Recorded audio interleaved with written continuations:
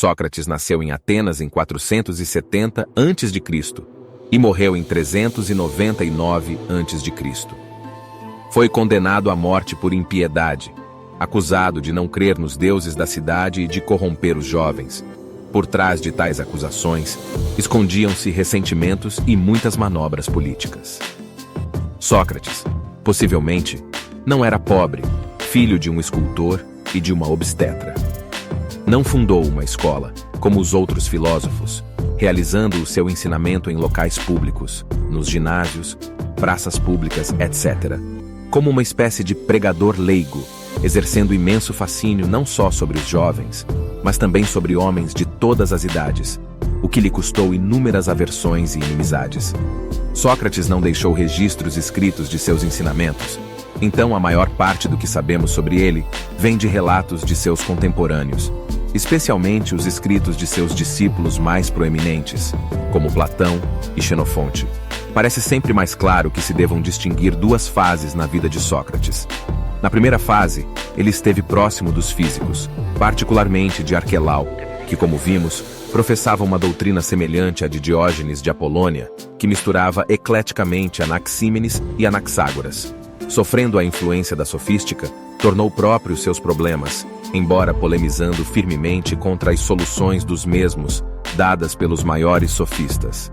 Assim sendo, não é estranho o fato de que Aristófanes, na célebre comédia As Nuvens, representada no ano de 423 a.C., portanto, quando Sócrates estava na metade de sua quarta década de vida, tenha apresentado um Sócrates bem diferente do apresentado por Platão e Xenofonte, que é o Sócrates da velhice.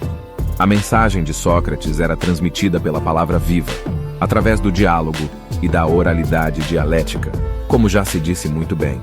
Seus discípulos fixaram por escrito uma série de doutrinas a ele atribuídas, mas tais doutrinas frequentemente não concordam entre si e, por vezes, até se contradizem. Aristófanes caricatura um Sócrates que, como vimos, não é o de sua maturidade última. Na maior parte de seus diálogos, Platão idealiza Sócrates e o torna porta-voz também de suas próprias doutrinas. Desse modo, é dificílimo estabelecer o que é efetivamente de Sócrates nesses textos e o que, ao contrário, representa pensamentos e reelaborações de Platão. Em seus escritos socráticos, Xenofonte apresenta um Sócrates de dimensões reduzidas, com traços que às vezes beiram até mesmo a banalidade. Certamente seria impossível que os atenienses tivessem motivos para condenar à morte um homem como o Sócrates descrito por Xenofonte. Aristóteles fala de Sócrates ocasionalmente. Contudo, suas afirmações são consideradas mais objetivas. Mas Aristóteles não foi contemporâneo de Sócrates. Pode ter se documentado sobre o que registra, mas faltou-lhe o contato direto com o personagem, contato que, no caso de Sócrates, revela-se insubstituível. Por fim, os vários socráticos, fundadores das assim chamadas escolas socráticas menores, deixaram pouco, e esse pouco lança luz apenas sobre um aspecto parcial de Sócrates. Desse modo, alguns chegaram a sustentar a tese da impossibilidade de reconstruir a figura histórica e o pensamento efetivo de Sócrates. Por alguns lustros, as pesquisas socráticas caíram em séria crise. Mas hoje está abrindo caminho, não o critério da escolha entre as várias fontes ou de sua combinação eclética, mas sim o critério que pode ser definido como a perspectiva do antes e depois de Sócrates.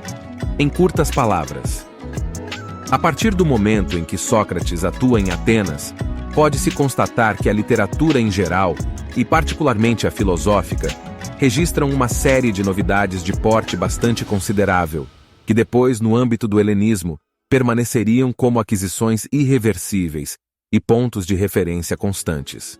Mas há mais.